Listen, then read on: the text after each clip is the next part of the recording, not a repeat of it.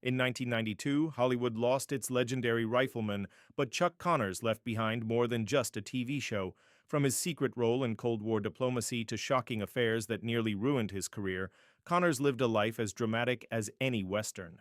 Now, 30 years later, the truth finally emerges. How a Brooklyn baseball player became a Soviet hero, why his 3 marriages ended in scandal, and the dark secret he kept until his final days. Chuck Connors was born as Kevin Joseph Aloysius Connors on April 10, 1921, in Brooklyn, New York. His parents, Alan and Marcella Connors, were Irish immigrants who worked hard to provide for their family during the tough times of the Great Depression. Chuck's father worked as a longshoreman, and his mother took on small jobs to help make ends meet. Life wasn't easy, but it taught Chuck the value of hard work.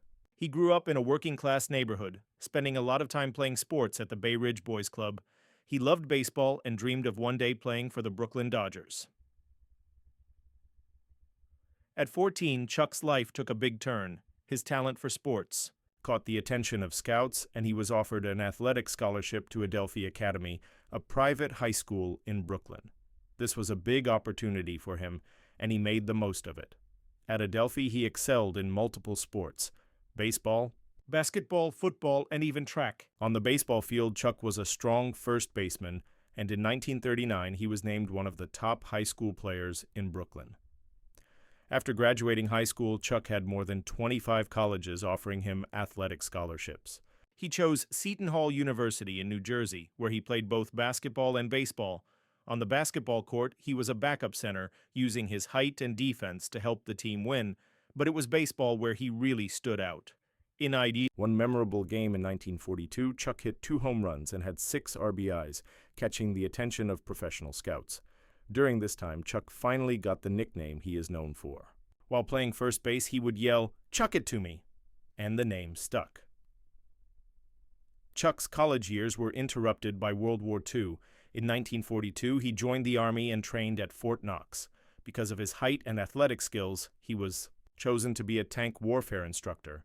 He later worked at West Point, training soldiers and even teaching famous football players who went on to win national championships. Despite being in the military, Chuck stayed close to sports. He played semi-professional baseball in Brooklyn during his free time and even played professional basketball in the American Basketball League. After serving 3 years in the Army, Chuck was honorably discharged in 1946.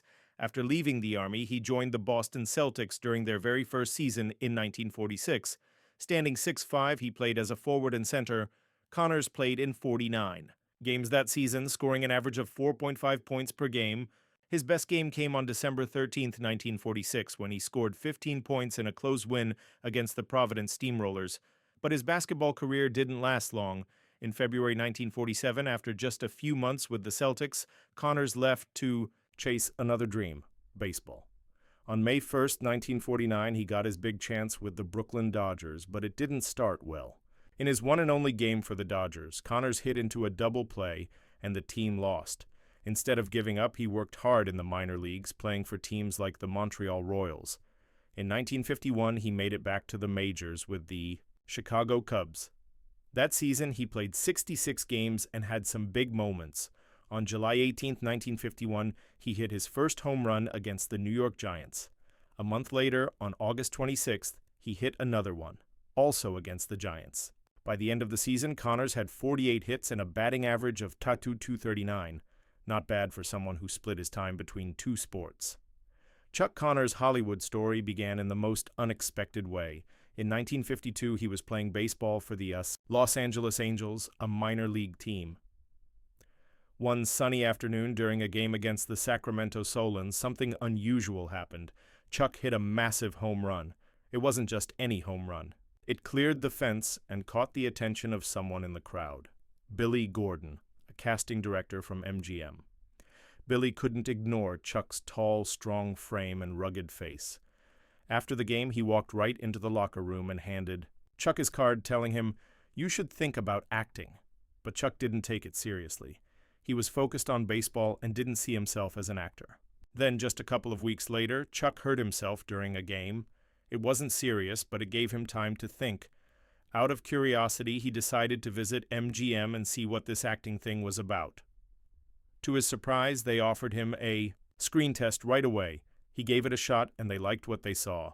Just 3 days later, Chuck signed his first Hollywood contract. That quick decision changed his life forever. His first role was in a movie called Pat and Mike, a romantic comedy starring two huge Hollywood stars, Spencer Tracy and Katharine Hepburn. Chuck's part was small. He played a police captain, but it was still a big moment for someone who had just started acting. On his first day of filming, Chuck was excited but nervous. He arrived early and spent hours getting ready. His scene didn't happen until late that night, but when the cameras finally rolled, he nailed it in just 2 takes. Spencer Tracy even pulled him aside after and told him, "You've got something, stick with it." Those words meant the world to Chuck and gave him the confidence to keep going. After that, Chuck dove headfirst into acting, taking on every role he could find, big or small. Between 1952 and 1958, he appeared in over 20 movies. One of his most memorable early roles was in Disney's Old Yeller, 1957, where he played Bern Sanderson. The movie was a huge hit and helped Chuck get noticed even more. He also appeared in films like Trouble Along the Way with John Wayne and The Big Country, where he acted alongside Gregory Peck and Charlton Heston. Each role helped him improve as an actor and build his reputation. Chuck Connors became famous as Lucas McCain in The Rifleman, but it didn't happen right away. In 1957, Connors played a father in Disney's Old Yeller. The producers of The Rifleman saw his performance and thought he was perfect for their show. At first, Connors said no because the pay was less than what he earned doing other acting jobs. But the producers really wanted him, so they offered more money and even gave him 5% ownership of the show. That convinced him to take the role. Once Connors was cast, he started training to prepare. He practiced horseback riding and learned how to spin and shoot a rifle in a way that looked cool on camera. He worked with a gun expert named Rod Redwing to master the moves. Connors practiced so much that his hands got sore and blistered, but he didn't stop until he got it just right. The show premiered on September 30th, 1958, and people loved it immediately. Over 14 million viewers tuned in to see the first episode. Connors' character, Lucas McCain, was tough but also kind, especially with his son Mark, played by Johnny Crawford. The father-son bond became one of the most loved parts of the show. The show wasn't just about action. It focused on family. Lucas McCain was a widowed father raising his son alone in the Old West, something uncommon on TV at the time. The show often explored the challenges Lucas faced as both a father and a protector. The Rifleman became the 4th highest-rated show on TV in its first season, reaching 14.6 million households. From a working-class kid in Brooklyn to a Hollywood icon and Cold War player, Chuck Connors lived a life more complex than any of his characters. His story is a testament to talent, determination, and the price of fame. If you enjoyed this deep dive into the untold life of Chuck Connors, don't forget to like, comment, and subscribe to our channel for more fascinating stories from Hollywood's golden age and beyond.